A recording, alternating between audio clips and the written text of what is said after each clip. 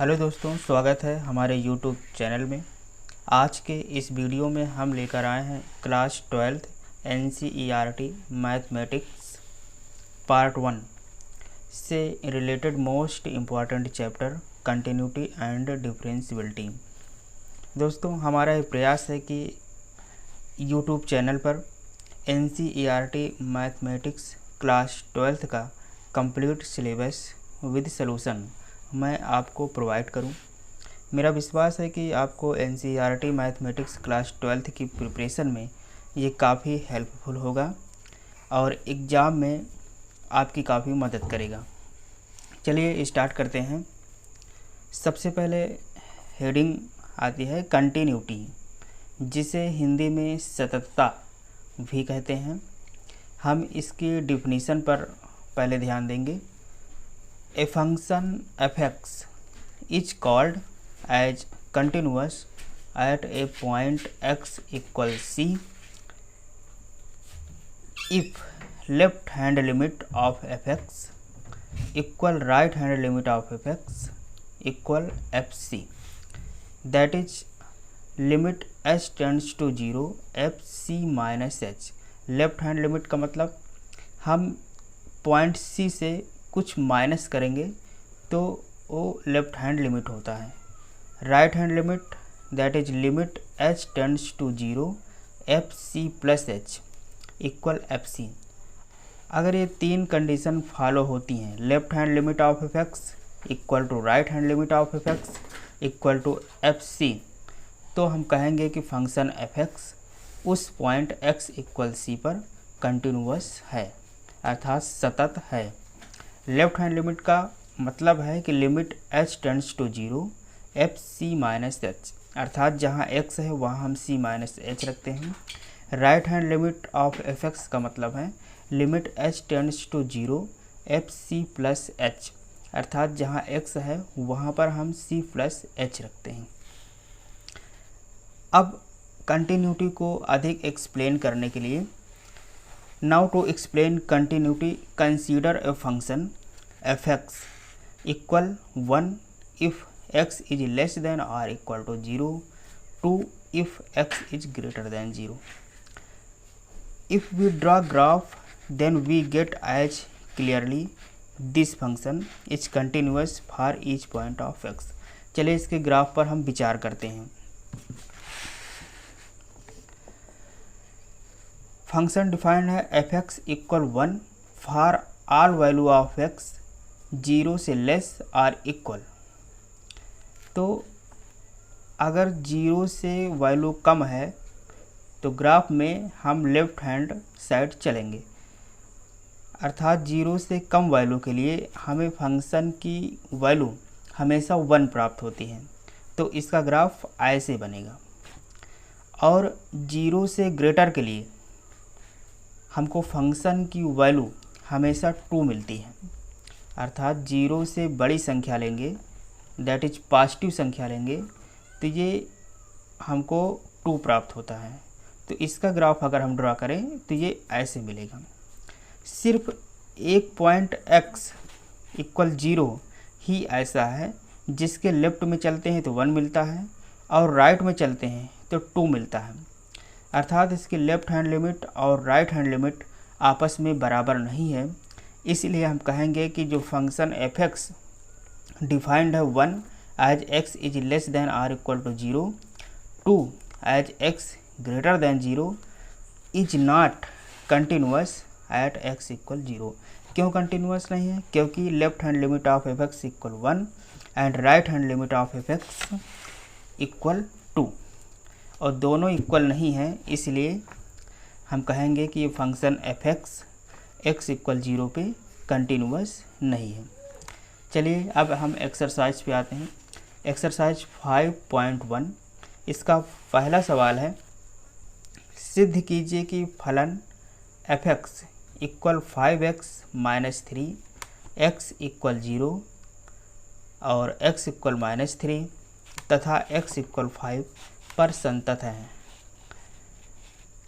Prove that a function f(x) equal 5x minus 3 is continuous at a point x equal 0 x equal -3 and x equal 5। दोस्तों हमारा प्रयास है कि हम हिंदी और इंग्लिश दोनों में आपको क्वेश्चन सॉल्व कराएं, ताकि जो इंग्लिश मीडियम वाले हैं उनको भी ये मददगार हो और जो हिंदी मीडियम वाले हैं उनके लिए भी ये सहायक हो। चलिए इसके सलूशन पर विचार करते हैं। हमें इसकी कंटिन्यूटी चेक करना है फॉर x इक्वल 0। तो फॉर x इक्वल 0 तो हम ये देखते हैं कि limit x tends to 0 fx equal limit x tends to 0 5x minus 3 equal 5 into 0, अर्थात जहाँ x है वहाँ हमने 0 रख दिया, -3 तो इसकी वैल्यू आ गई -3। और f0 अगर निकालें तो जहाँ x है वहाँ हम 0 रखते हैं, 5 इंटू 0 -3, तो ये मिला 0 -3 इक्वल -3। दैट इज़ हम यहाँ देखते हैं कि limit x tends to 0 fx equal f0, then fx is continuous at x equal 0। अर्थात अगर ये कंडीशन हमें प्राप्त होती है कि limit x tends to 0 fx equal f0, तो हम ये कहेंगे कि fx x इक्वल 0 पे कंटिन्यूअस है। इसमें लेफ़्ट और राइट दोनों देखने की ज़रूरत नहीं है, क्योंकि दोनों इक्वल हैं। किसी भी पॉइंट पे अगर हमें इसकी कंटिन्यूटी चेक करनी है तो हम ये कंडीशन निकालेंगे कि limit x equal c fx equal fc। अब यहाँ c की वैल्यू 0 है, इसलिए limit x tends to 0 fx equal f0। अगर ये कंडीशन हमें प्राप्त होती है तो हम ये कहेंगे कि fx is continuous at x equal 0। Similarly, we can check continuity of function fx at x equal -3 and x equal 5। x equal -3 and x equal 5 पर भी हम इसी प्रकार कंटिन्यूटी चेक कर सकते हैं। Question number 2, examine the continuity of the function fx equal 2x square -1 at x equal 3। With same process हम इस क्वेश्चन को भी सॉल्व करेंगे। फॉर x इक्वल 3 हम देखते हैं कि limit x tends to 3 fx equal limit x tends to 3 fx की वैल्यू रखा 2x स्क्वायर -1 इक्वल, अब लिमिट पुट करते हैं 2x के प्लेस पे 3 का स्क्वायर -1, 3 का स्क्वायर 9, 2 9 जा 18 -1, इसकी वैल्यू आई 17। इस प्रकार हम f3 अगर निकालें तो f3 इक्वल 2 इंटू 3 का स्क्वायर -1 इक्वल 2 इंटू 9 -1, ये हो जाएगा 18 -1 इक्वल 17।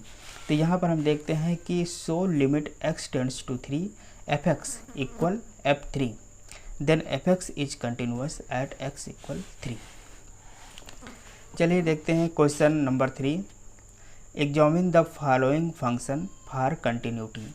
इसमें हमें फंक्शन की कंटिन्यूटी चेक करनी है। कोई पॉइंट नहीं डिफाइन किया गया है, केवल हमें कंटिन्यूटी बताना है। पहला फंक्शन है fx इक्वल x माइनस 5 और दूसरा फंक्शन है fx equal x square -25 divided by x plus 5। Solution में देखते हैं पहले function fx equal x minus 5 को। इसकी कंटिन्यूटी चेक करने के लिए हमने एक रियल नंबर को सपोज किया c belongs in capital R। We get limit x tends to c fx equal fc, अर्थात रियल नंबर का कोई भी नंबर, जैसे हमने c लिया, उसके लिए अगर हम फंक्शन की वैल्यू निकालते हैं तो वो फंक्शन डिफाइंड होगा, क्योंकि ये एक पॉलिनोमियल है, बहुपद है। x के प्लेस पे हम कोई भी रियल नंबर रखते हैं c, तो वो भी डिफाइंड होगा, एग्जिस्ट करेगा।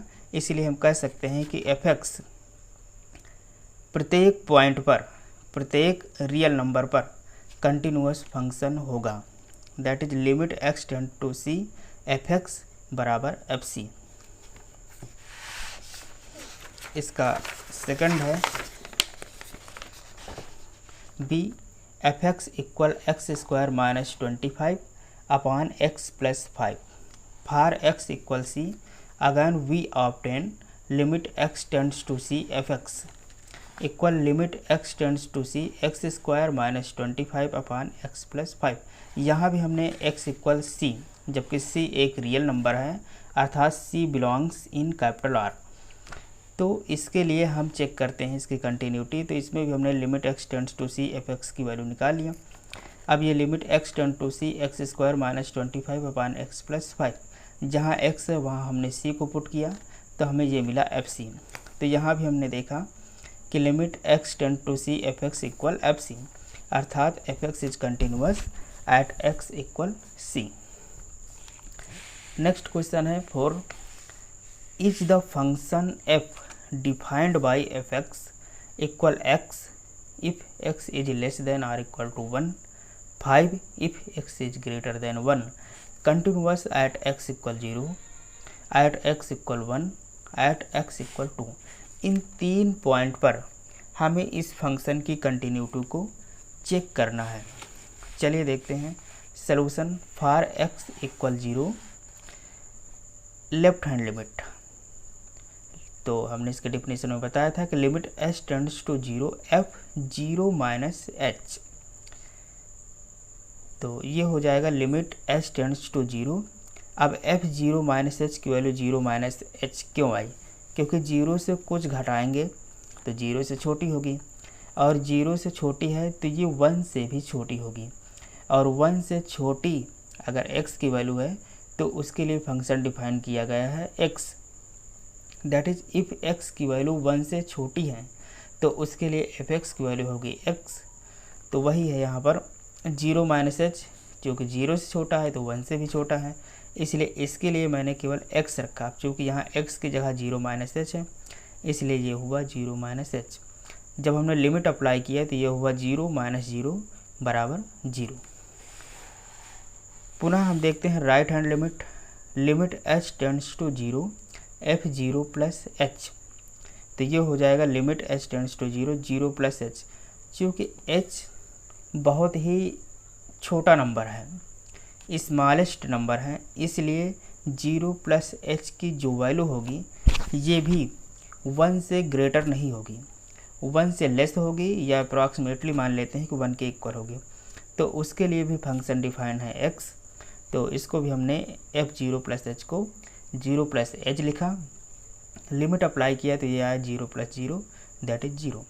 और f0 की वैल्यू अगर निकालते हैं तो 0 तो चूँकि 1 से छोटा ही है, तो x की वैल्यू अगर 1 से छोटी है तो इसके लिए भी फंक्शन डिफाइंड है x।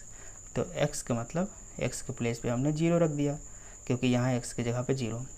इस प्रकार हमने देखा कि left hand limit of f x बराबर right hand limit of f x बराबर f0। इसलिए हम कह सकते हैं कि f x is continuous at x equal 0। Again हम चेक करेंगे फॉर x इक्वल 1 के लिए।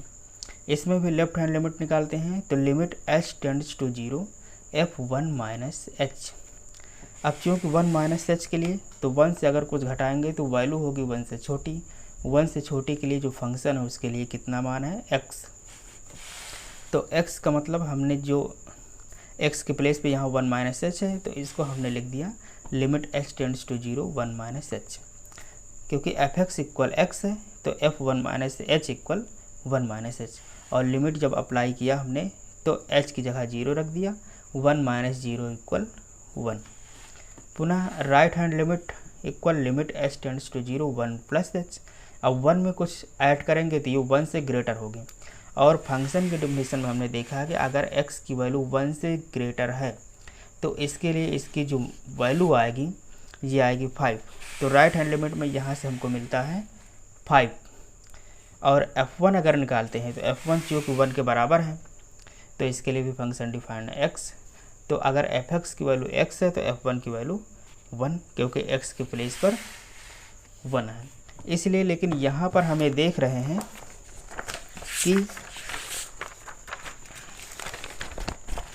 Left hand limit of f(x) is not equal to right hand limit of f(x). Hence f(x) is not continuous at x equal 1। जो function f(x) defined था और x equal 0 पर तो continuous था, लेकिन x equal 1 पर नहीं है, क्योंकि इसकी left hand limit of f(x) right hand limit of f x के बराबर नहीं है, इसीलिए ये फंक्शन x इक्वल 1 पे कंटिन्यूस नहीं है। हम चेक करते हैं फॉर x इक्वल 2 के लिए। Left hand limit of f x equal limit h tends to 0 f2 minus h। अब 2 से h, जो कि h बहुत छोटा नंबर है, तो 2 से घटाएंगे तो ये 1 से तो ग्रेटर होगा ही, क्योंकि 2 minus h is greater than 1। तो अगर 1 से ग्रेटर है तो फंक्शन की वैल्यू डिफाइंड है कि उसकी वैल्यू हमेशा 5 आएगी।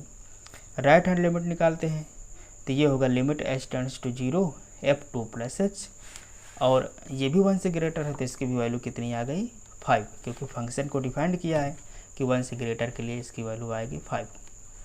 f5 निकालते हैं तो ये भी 5, f5 का मतलब x के प्लेस पे 5, और ये 5 1 से बड़ा है तो इसके लिए भी फंक्शन की वैल्यू आएगी 5, क्योंकि फंक्शन की डिफिनीसन ये है कि अगर वैल्यू 1 से बड़ी है तो इसकी वैल्यू हमेशा 5 आती है।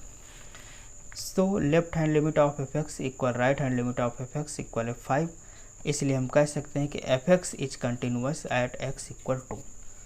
इसलिए जो फंक्शन डिफाइंड किया था वो x इक्वल 0 पर कंटिन्यूस है, x इक्वल 0 पर कंटिन्यूस है, x इक्वल 1 पर कंटिन्यूस नहीं है, और x इक्वल 2 पर भी कंटिन्यूस है। तो ये रहा कंटिन्यूटी चेक करने का हमारा प्रोसेस। नेक्स्ट वीडियो में हम इसी एक्सरसाइज का अगला क्वेश्चन लेकर आएंगे, इसलिए आप लोग बिल्कुल कंसंट्रेट होकर हमारे वीडियो को देखते रहिएगा। बाद में ये पाएंगे कि आपको इस मैथमेटिक्स के सभी क्वेश्चन इस एक्सरसाइज के आपको अच्छे से समझ में आ गए हैं, और मैं आशा करता हूँ कि बोर्ड परीक्षा में भी ये आपके लिए काफ़ी सहायक होंगे। अगर वीडियो अच्छा लगे तो इसे लाइक कीजिए, सब्सक्राइब कीजिए और शेयर कीजिए, और जो भी आपको कुछ पूछना हो या कोई समस्या हो तो हमें बता सकते हैं, उस समस्या को हम हल करेंगे। Thank you.